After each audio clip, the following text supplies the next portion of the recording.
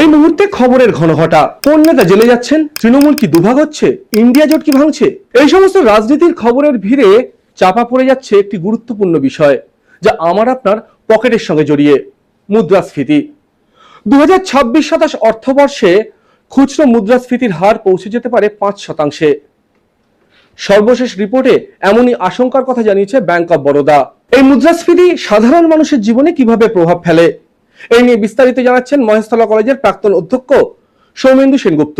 প্রশ্নটা যখন মুদ্রাস্ফীতি বা ইনফ্লেশন বলে থাকি, তার প্রভাবটা সাধারণ মানুষ বা তাদের অর্থনৈতিক এবং সাংসারিক বা পারিবারিক জীবনে যেভাবে আসে, সেটা আমরা যদি ওপর বিশ্লেষণ করি তাহলে বিষয়টা ভুল হবে। একটা 3% মুদ্রাস্ফীতি যদি আমরা বলি হয়েছে, সেই 3% মুদ্রাস্ফীতি তো সাধারণ মূল্য সূচক বা জেনারেল বা কমন প্রাইস ইন্ডেক্সের উপর ধরে করা হয়।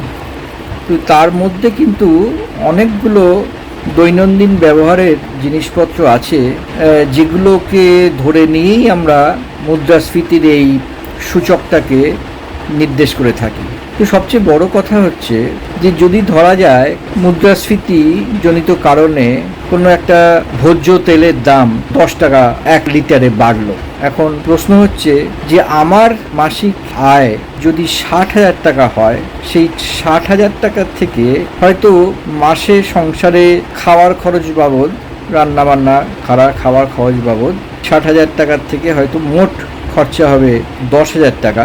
এই 10,000 টাকার মধ্যে এই যদি তেলের একটা বোতলের দাম যদি 10 টাকা বাড়ে, তাহলে সেটা শতাংশের বিচারে খুবই কম মনে হবে। কিন্তু এটাই যদি আমি ভাবি যে একজন দৈনন্দিন যারা দিন আনি দিন খাই, কোনো হকার বা রিক্সা চালিয়ে যারা রোজগার করেন বা যারা এই বিভিন্ন আজকাল গিগ ওয়ার্কার যারা আছেন, তাদের হয়তো দেখা যাবে যে মাসিক রোজগারের পরিমাণটা 10,000 টাকার বেশি নয়, এবং সেখানে তারা ওই 10,000 টাকার মধ্যে তারা খাওয়া দাওয়া বাবদ খরচা করছে 8,000 টাকা সংসারের জন্য। পারিবারিক 10,000 টাকার মধ্যে 8,000 টাকা খাওয়া দাওয়াতেই যাচ্ছে।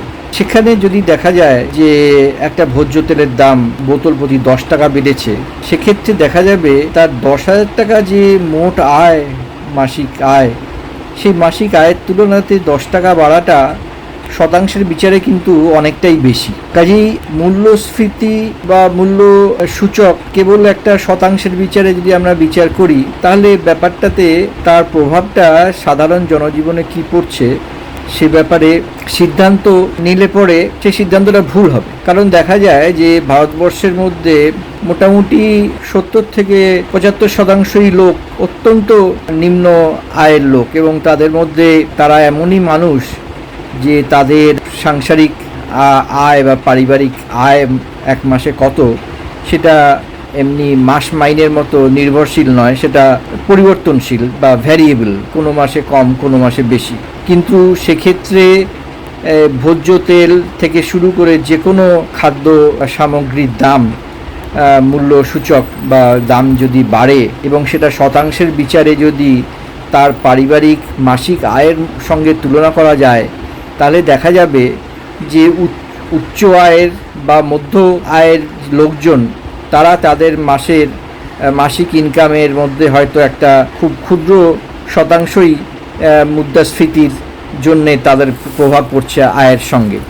কিন্তু এই 75% সাধারণ মানুষ যারা আছেন, যাদের মাসিক ইনকামের স্থিরতা নেই বা দিন আনি দিন খাই এরকম অবস্থা, তাদের ক্ষেত্রে কিন্তু এই ভোজ্য পদার্থ বা কাঁচা শাকসবজি বা তাদের পরিবহন খরচা, যাতায়াতের খরচা ইত্যাদিতে যদি 10% মুদ্রাস্ফীতি হয়, সেটা কিন্তু তাদের উপরে একটা বিরাট প্রভাব পড়ে, বিশাল প্রভাব পড়ে তাদের আয়ের উপরে। তাদের সঞ্চয় তো করার মতো অবস্থা থাকেই না, উপরন্তু দেখা যায় যে মুদ্রাস্ফীতিজনিত কারণে তাদের যে আয়ের যে সূচকটা বা তারা যেভাবে রোজগার করে, সেই রোজগারটা তো সেই হারে বাড়ে না, কিন্তু খরচাটা বেড়ে যায়।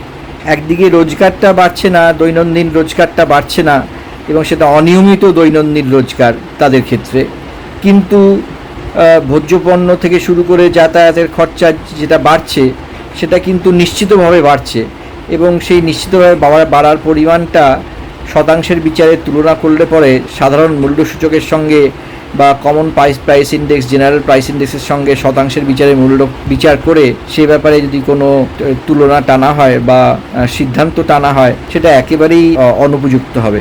কারণ সাধারণ মানুষ যারা, একদম নিম্ন আয়ের লোকজন যারা, তারাই তো 75% আমাদের দেশের জনসংখ্যার। তো সেক্ষেত্রে এই মুদ্রাস্ফীতি বা ইনফ্লেশনের প্রভাবটা তাদের জীবনের উপর কিন্তু একটা মারাত্মক প্রভাব পড়ে। কারণ তাদের তো আয়টা সেভাবে বাড়ে না, এবং আয়টা নিশ্চিত আয় নয়। এবং অনিশ্চিত আয়ের ক্ষেত্রে নিশ্চিতভাবে মূল্য বৃদ্ধি হলে পরে মূল্যবৃদ্ধিটা নিশ্চিত, সেখানে কমার কোনো প্রশ্ন নেই। কিন্তু তাদের দৈনন্দিন আয়টার কিন্তু বাড়া কমা আছে, কোনো দিন কম রোজগার হয়, কোনো দিন একটু বেশি রোজগার হয়। সেক্ষেত্রে তাদের ক্ষেত্রে কিন্তু এটা তাদের জনজীবনে, পারিবারিক জীবনে এবং সাংসারিক জীবনে এবং দৈনন্দিন তাদের খরচা চালাবার জন্যে, খেয়ে পড়ে বেঁচে থাকার জন্যে, জীবন ধারণের খরচার ক্ষেত্রে তাদের ক্ষেত্রে এটা অত্যন্ত গুরুতর, এবং এর প্রভাবটা ভীষণভাবে তাদের উপর এমনভাবে পড়ে যেটা তাদের হাতে কিছু করার নেই। তাদের হাতে নয় ব্যাপারটা, কিন্তু সেটা বহন করতে হয় তাদেরই। তারাই কিন্তু বেশিরভাগ এই ক্ষতিটা বহন করে চলে। কাজেই সাধারণ মূল্য সূচক দিয়ে মুদ্রাস্ফীতির প্রভাবটাকে জনজীবনে বিচার করলে ঠিক হবে না।